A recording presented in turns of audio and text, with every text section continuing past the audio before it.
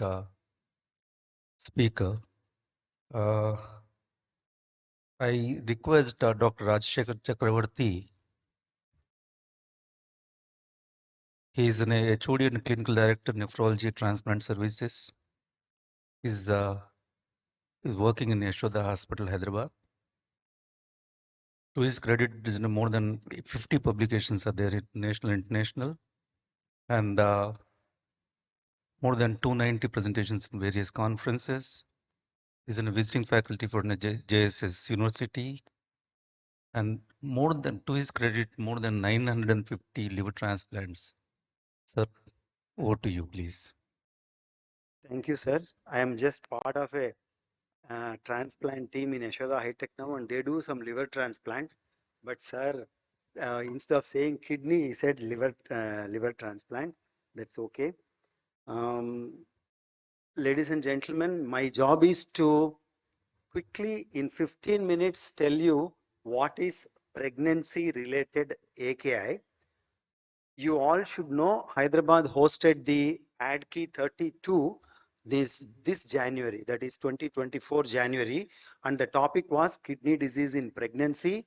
There were around 31 international and national faculty who spent 3 days in Hyderabad, and 5 papers have come out of this consensus meeting.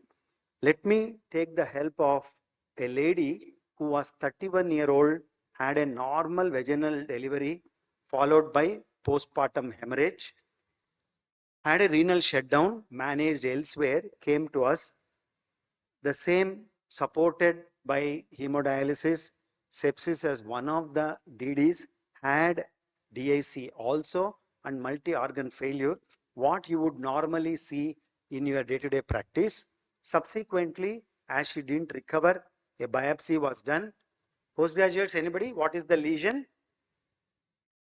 Anyhow, this is low power. You can see areas of loss of architecture, what we call as a ghost outlines of glomeruli, with loss of cellular details on high power. The methenamine silver stain showing some fibrin thrombi. So all these suggest that there was a severe ischemia to the kidney of this lady, and she will remain on dialysis for the rest of her life. The diagnosis is cortical necrosis. So this is one of the milieu where you get cortical necrosis commonly. So for you and me, when we have a severe AKI, pregnancy related AKI associated with TMA, the common lesions you have to consider, and your experience should lead you to make a diagnosis of either TTP and HUS or atypical HUS, one of the autoimmune glomerulonephritis like lupus, AFLP, and of course preeclampsia and HELP. I'll not go into the details of how to differentiate between them. There are very soft indicators, and of course, when as a team you have enough experience to pick up, sometimes you are not sure what it is, but your therapy is what is going to make the outcomes different. Let me change the gears a little. Please know this country today has more than 20%, that is out of every 100, 20 people having some form of chronic kidney disease. So this is our own data, which we had done some work in urban slums of Hyderabad and found that CKD is to the extent of 14.8% in urban slums of Hyderabad. What you should see there, over a 5-year period, we did some surveys every Wednesday into one of the bastis. You see the number of females who attended. These were all asymptomatic people who would come to either the temple or school, and we did a survey. 57% of the total, close to 10,000 people, was females. And if you take the CKD as diabetic, hypertensive, or any of the other lesions, please note, at least in women, it is pregnancy related AKI which doesn't recover and contributes to the CKD burden in the women of this country. So going back to pregnancy related AKI per se, it is one of the leading causes of AKI in the developing country, and there is some change in the trend. What we now know is we have got a incidence of AKI pregnancy related coming down in the developing world, but in the developed world, actually the incidence is slightly going up. This could be because of the legalization of abortions and improvement of quality care in developing world, and in the developed world, the maternal age, associated hypertension, diabetes, all of them increasing. So there is a lot of data from our own country, and what we know is once there is a AKI in pregnant women, the mortality maternal can be more than 20% and fetal can be more than 20%. This is data from Gandhi Hospital over a period of 10 years. You can see that the maternal outcomes are not good, 22% as I just told, but fetal death was close to 60% if the mother developed AKI. This is published data and was presented at World Congress of Nephrology. So as we just discussed, there is a lot of change in the epidemiology of AKI in pregnancy. Across the world, the outcomes seem to be good. Whether you take US, Italy or Pakistan seems to have better outcomes, at least according to this paper. But in Asia and Africa, we continue to have a burden of 10 to 50% of mortality associated with pregnancy related AKI. So this is a very important area for both the critical care people and the nephrology community to look at more closely. One is the epidemiology, and there are significant number of people, this is data from UK, who would come into the ICU setting either because of a recent pregnancy or having pregnancy, and then the outcomes are extremely poor unless the team knows exactly what to do and when to do. So let me quickly go through how do you diagnose. The pitfalls and why we had this ad key was there is no consensus definition of AKI even after all these decades after rifle and KDIGO. So if you look at it is as good as any other AKI definition even as per the KDIGO, but the problem is you should not stick to what is the creatinine on that day. You please know a pre-existing creatinine if it is possible, and then go over that 0.3 rise, and urine output criteria is a good criteria even in the pregnant woman. So we all know that the pregnancy creatinine will be lesser for various reasons, and we should know pre-pregnancy, first trimester, second trimester and third trimester, the cutoff which will be different from your other patients. So when you identify it, if it is possible, have a pre-existing creatinine and then see a bump up from the baseline. It is not easy, but at least know once the patient has come to your care, what is happening on a day-to-day basis. There are a lot of changes that happen in pregnant women. I will not go into the details, but please know they are actually at their maximum GFR reserve being utilized.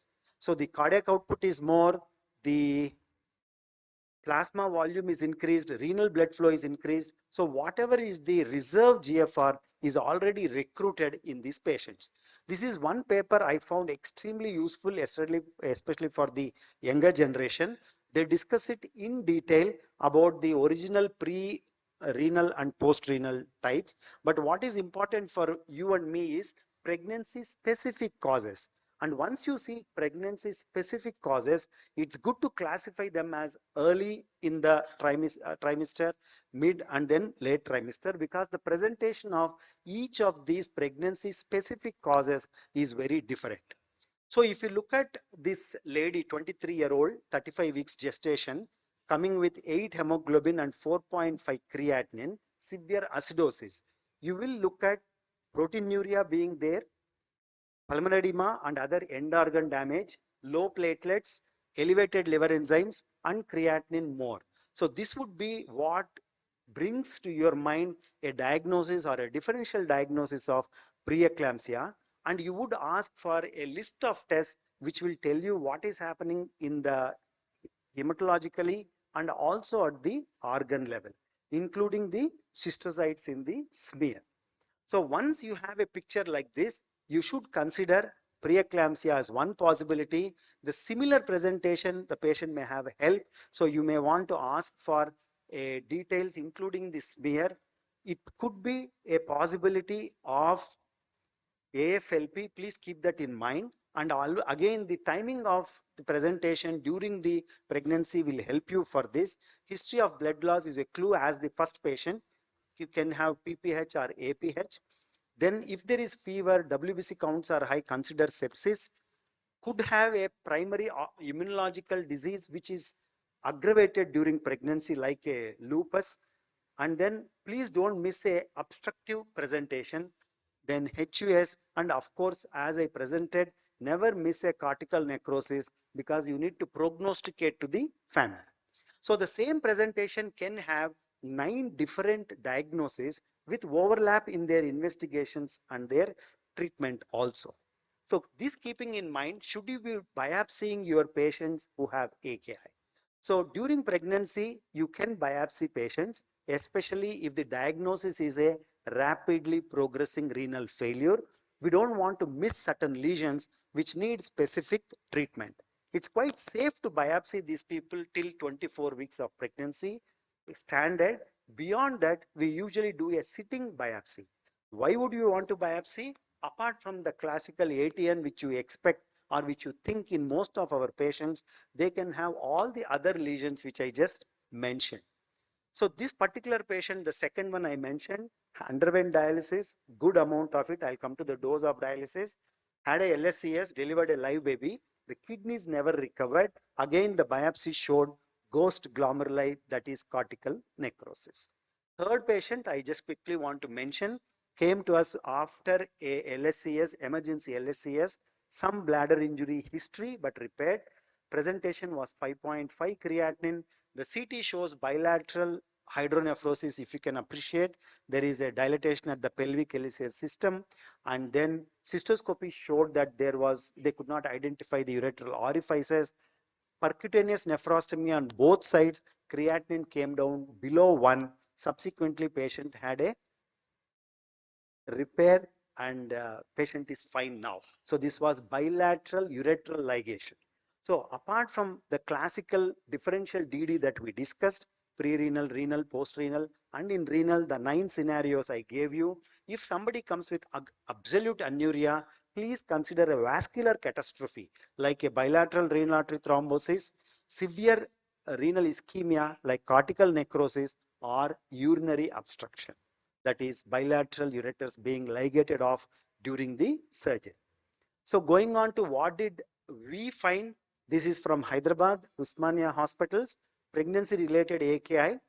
Out of the 395 patients they published, they found that in more than 50% of them, it was either preeclampsia or sepsis, which was presenting as AKI. And out of this 395, 103 were biopsied, and the lesions, please note, 25% had patchy cortical necrosis, 23% had diffuse cortical necrosis. So this is one area where cortical necrosis is so common. So you have to pick it up early, and you may want to tell the family this patient needs long term. They will have to plan, and maybe we should all have strategies to prevent this cortical necrosis from happening. Please note, out of 103, 50 had cortical necrosis. Of course, we do biopsy only quite whenever there is a need like non-recovery of renal failure or so. So what do we do? As far as management of AKI in pregnancy is concerned, 4 subcategories: drugs, dialysis, delivery or termination of pregnancy, and of course diet. I will not spend time in detail, but you should know everything starting from hyperemesis to glomerulonephritis when it presents as part of AKI. How do you treat these people? And there are a lot of advances now, and this particular ADKI paper, when it comes out, the 5 papers, I can share it with you. It's yet to be published. So indications of dialysis, a word of caution, all of us are now moving away from starting early, but pregnancy is one condition where you will not wait to initiate dialysis in AKI. There is data which talks of if you do late, the outcomes of the fetus are extremely poor. The mortality that you found in the data from Gandhi was 60% fetal death. And I think that can be prevented if you are able to do a little more early dialysis. As I mentioned, the reserve is very low in pregnant women. There is actually no reserve. So the concept now is most of these cohorts of AKI in ICU, you should look at them as they are having a reserve or not. I'll skip discussion on that, but please note, whenever you see a patient of AKI in ICU, in your mind, please go through, is this patient having enough reserve before you say that you want to delay the dialysis. As you know, most of us have augmented GFR under a stress. So pregnant women cannot augment their GFR when they go through an AKI. So with that, you should think of a early initiation. Don't wait for the classical indications. As far as dialysis per se, 4 things that you should keep in mind: more frequent, not too much of ultrafiltration, very less anticoagulation, avoiding hypercalcemia and alkalosis. These 2 things. Changes in prescriptions, I will not go into details. Just suffice to say, you should do more frequent dialysis. You can do up to 36 hours of dialysis per week in this group of people. Erythropoietin can be given in pregnant women with AKI, high doses. There is no problem because it does not cross the placental barrier. Nutrition, there is no protein restriction. You can actually go up to 2 grams per kg.